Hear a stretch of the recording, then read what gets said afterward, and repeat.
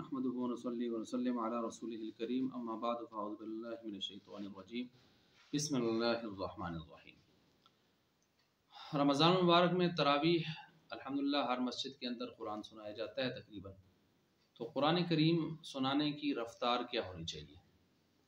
याद रखें, कुरान करीम को पढ़ने के एतबार से, रफ्तार के एतबार से तीन किस्में होती हैं। एक किस्म उसको हम कहते हैं तरतील, दूसरी किस्म होती है, दूसरा अंदाज़ होता है उसमें, दूसरी रफ्तार तदवीर, तीसरी हदर। तरतील तो वो होती है जो कारी साहब तिलावत करते हुए जो मश्क कर रहे होते हैं, तिलावत जैसे मिस्र के कारी तिलावत कर रहे होते हैं, तो वो तरतील है।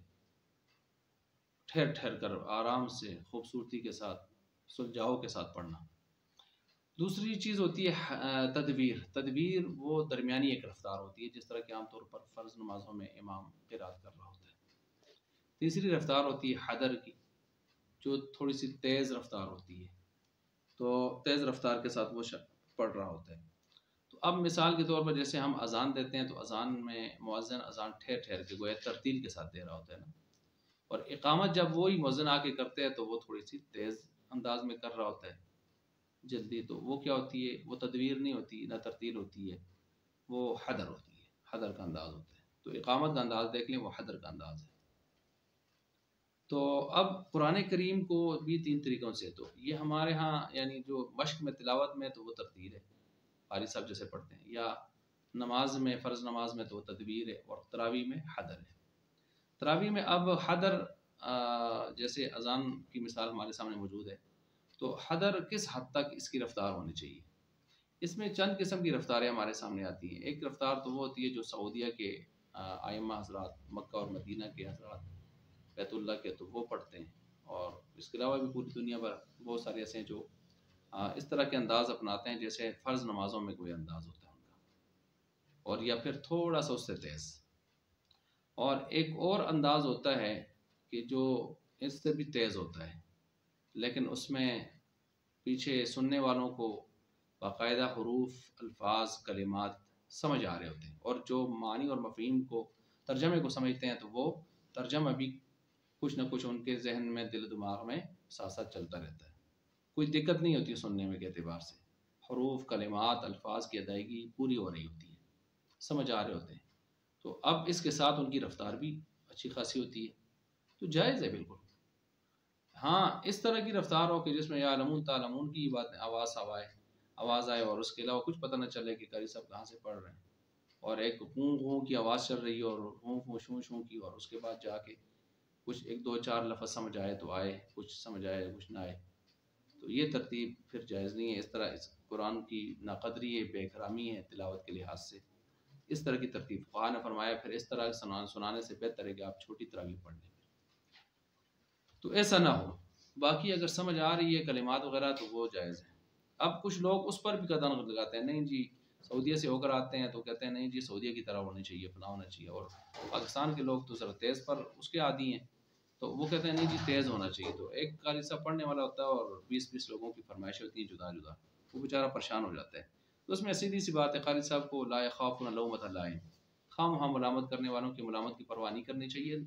बस ये देखें कि अल्लाह उसके रसूल के यहाँ आखिरी दर्जे में तेज़ रफ्तार के साथ हदर में पढ़ना कहाँ तक मुरख़्ख़स है, रुख़सत है, गुंजाइश है, तो बस उस दर्जे को ले ले ताकि सब कुछ जो है सब खुश रहें। लेकिन नमाज़ों की तरफ पढ़ना शुरू कर दे ऐसे लोगों के सामने जो बेचारे एक दिन पढ़ेगा तो दूसरे दिन वो जो है बुरा भला कहते हुए मस्जिद तरावीह छोड़ देंगे, मस्जिद ही वीरान हो जाएगी, और या इतना तेज़ पढ़े कि वो कुरान की नाक़दरी शुरू कर दे। ये दोनों बातें गलत हैं। दरमियाने अंदाज में इंसान को चलना चाहिए इस तरतीब से। बाकी इस अंदाज में थोड़ा तेज़ करके पढ़ना और अल्फाज कलिमात भी समझ आ रहे हों तो बिल्कुल ये नाजायज़ नहीं है, जायज़ है। अब देखें, शाह इस्माइल रशीद रहमतुल्लाह अलैह के बारे में आता है कि असर से मगरिब तक कुरान ख़त्म करते थे।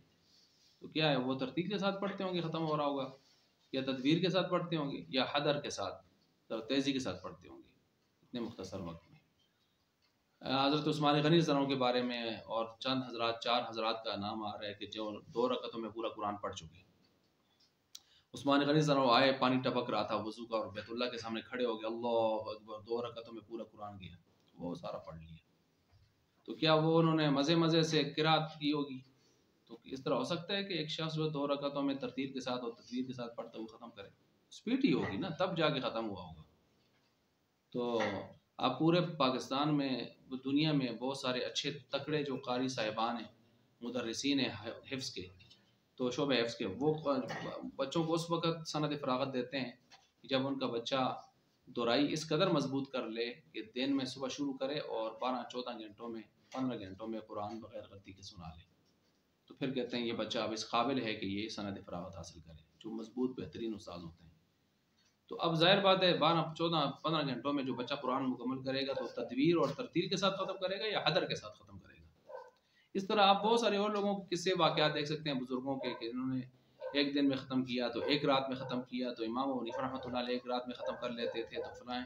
تو بھائی ان سارے واقعات کو تب آپ اس کے توجیہ پیش کر سکیں گے کہ یہ حدر کا انداز ہوگا اور اتنا تیز ہوگا کہ جس میں کلمات وغیرہ کی سمجھ آ رہی ہوگی اور ایک آخری درجے میں حدر پڑھ رہے ہوں گے۔ تو اس لیے آدمی کو ان واقعات کو بھی دیکھ لینا چاہیے، خواہ مخواہ کہ یہ جائز نہیں ہے، وہ جائز نہیں ہے، فتوے گاڑنا اور میزال جو ہے فتووں کے میزائل داغنا، یہ حقیقت اور حقائق کے ان چیزوں کے خلاف جا رہی ہے ساری بات۔ تو اس لیے انسان کو یہ ساری چیزیں سامنے رکھ کر چلنا چاہیے۔ اللہ تعالی ہمیں اسلام کی صحیح تعلیمات سمجھنے کی عمل کرنے کی توفیق دے۔